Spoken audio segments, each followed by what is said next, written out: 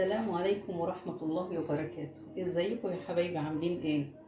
النهاردة هعمل لكم أكلة كنا بنعملها زمان كتير، دلوقتي في بيوت كتير جدا بتغفل عنها، فأنا بفكركم بيها النهاردة.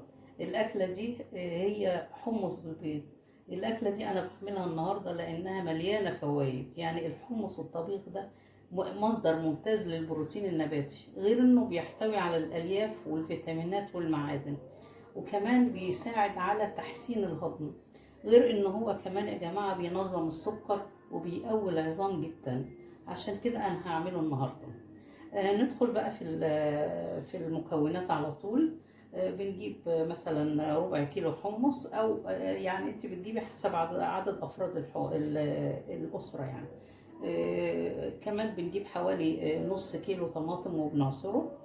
غير ان احنا بقى بنحضر البيض على قد افراد الاسره.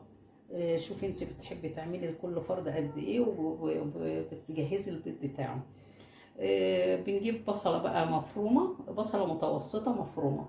وطبعا الزيت او السمنه او اي دهون انت بتستخدميها، ولو عايزاه سبايسي بتحطي مثلا قرنين شطه ولا حاجه.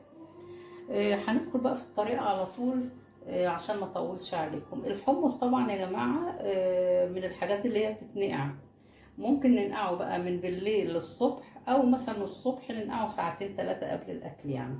طبعا بننقعه الاول 10 دقايق وبعدين نرمي ميته، وبعدين ننقعه بقى الساعتين او الثلاثة اللي احنا هننقعهم فيه. وان شاء الله هنبدأ دلوقتي معاكم نعمل الاكل. دلوقتي بقى هنحط الزبدة.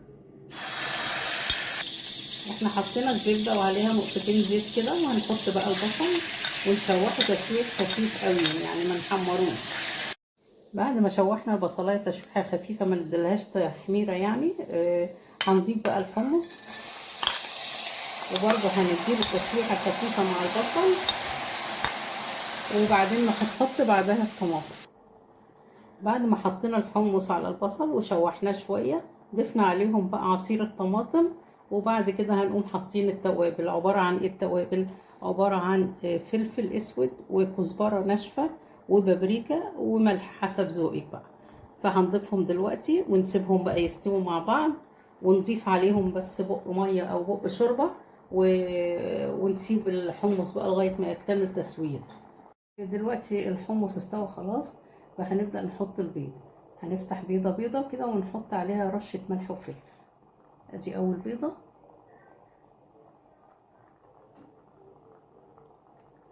هنحط بقى البيض كله وارجع لكم تاني. بعد ما حطينا البيض على الحمص، هنكمل بقى تسويته، اما على البوتاجاز من فوق وبعدين احطه في الاخر اديله وش تحمير في الفرن، يا اما اسويه من دلوقتي في الفرن وبعدين اديله وش تحمير في الاخر.